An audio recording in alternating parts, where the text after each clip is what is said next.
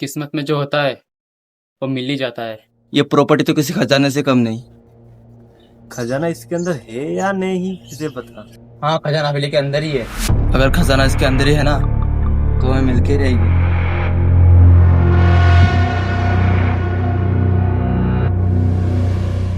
मुझे लगा था उस किताब में खजाने के बारे में कुछ होगा, लेकिन उसमें सिर्फ हॉरर कहानियां हैं। खजाने का कोई जिक्र ही नहीं है। खजानों में हीरे मोती ना होकर भूत प्रेतों की कहानियां। किताबों में इतने सारे लोगों का जिक्र, इसका मतलब कुछ तो बात है। हाँ अंतर्यामी बाबा, तू चुप रहे। मुझे लगता है इस घर में और भी राज छुपा हुआ है। तुम्हें क्या लगता है कोई भूत आएगी और तुम्हें खजाने का पता बता के जाएगी?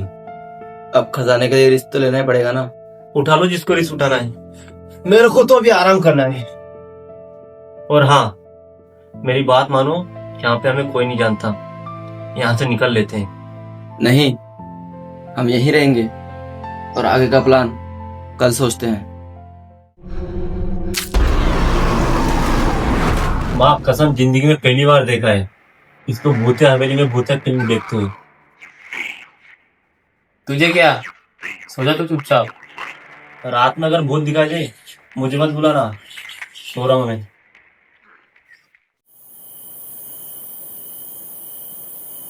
लड्डू के साथ जो हो रहा है पता नहीं क्यों और कैसे हो रहा है, बस उसी का पता लगाने आएगा। लड्डू बिल्कुल ठीक है। कुछ ठीक नहीं है, जो कुछ भी हो रहा है ना कुछ अजीब ही है।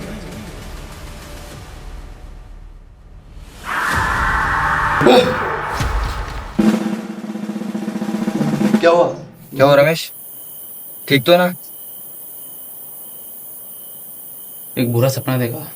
कितने बार बोला है तुझे सोते टाइम भूतों की वीडियो मत देखा कर। सॉरी कपिल। अरे छोड़ो, अब जो काम है उसे जल्दी निपटा लेंगे, नहीं तो इसके सपने वाला सच में आ जाएगा। अरे तू चुपचाप सो जाना यार, और तू भी सो जा।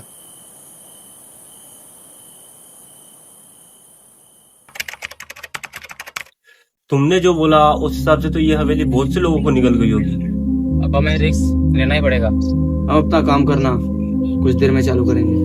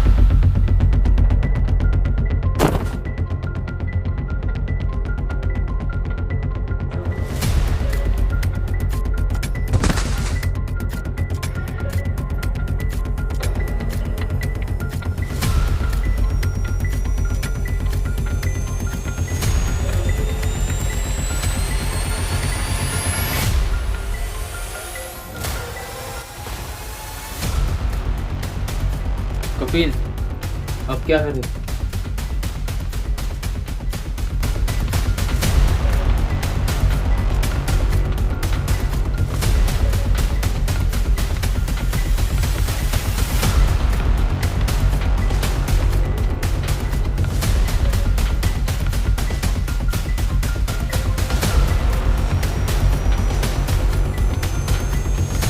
कपिल,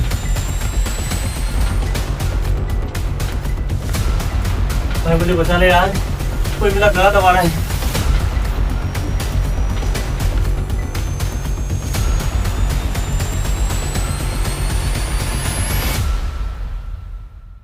तुम लोग यहाँ से चले जाओ, ये सब मेरी वजह से हो रहा है। चले जाओ तुम यहाँ से।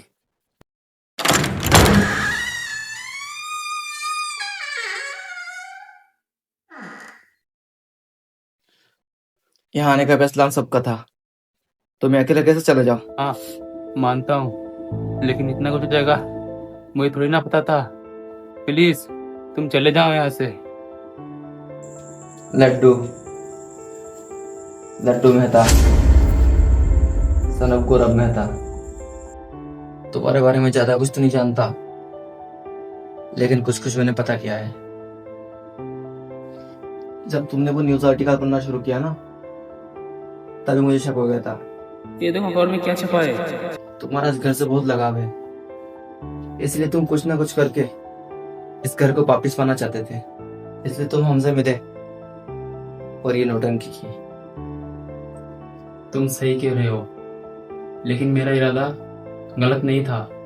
ये प्रॉपर्टी मेरे नाम करवाने के लिए मैं बहुत से वकीलों से मिला, लेकिन शेखर हाउस का नाम सुन के कोई नहीं आया। मैंने तुम्हारे बारे में सुना और फिर तुमसे मिला। चले जाओ यहाँ से प्लीज। मैं किसी की जिंदगी के साथ खेलना नहीं चाहता। और राम मेरे वजह से नहीं रहा। ओ सर, कौन कौन? राम,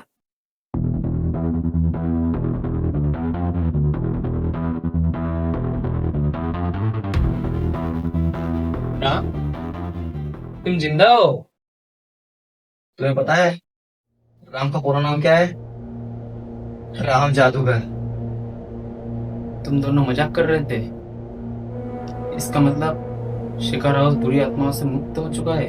नहीं, शेखर हाउस की आत्मा अब और भी शक्तिशाली हो चुकी है। ये शेखर हाउस है ही नहीं। मिस्टर शेखर ने सेम टू सेम दिखने वाली 2 हाउस बनाए थे, एक अपने नौकरों के लिए और एक अपने रहने के लिए।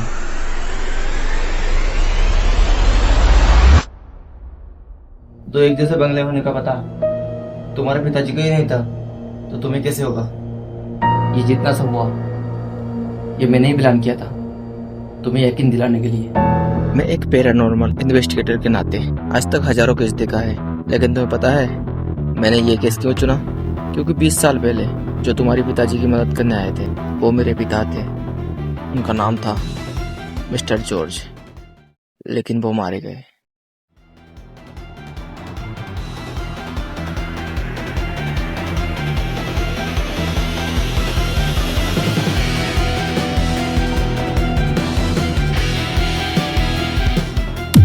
अब मुझे वो काम करना है जो मेरे पिताजी अधूरे छोड़ के गए थे। नहीं सर, मैं अब किसी और का मुखबिर नहीं बन सकता। अब हम चलते हैं। हम सबके यहाँ आने से पहले मैं अकेला उस हवेली के अंदर गया था। मुझे पता चला वहां जो आत्मा है उसकी शक्ति दिन ब दिन बढ़ती जा रही है। वो कोई साधारण आत्मा नहीं रही है। कल पूर्णिमा है, कल मैं वो प्रयोग शुरू करूंगा। प्रयोग? कौन सा प्रयोग? आत्मा आह्वान। ये प्रयोग बहुत खतरनाक है। ये प्रयोग आप मुझ पर कर सकते हैं। मैं तैयार हूँ।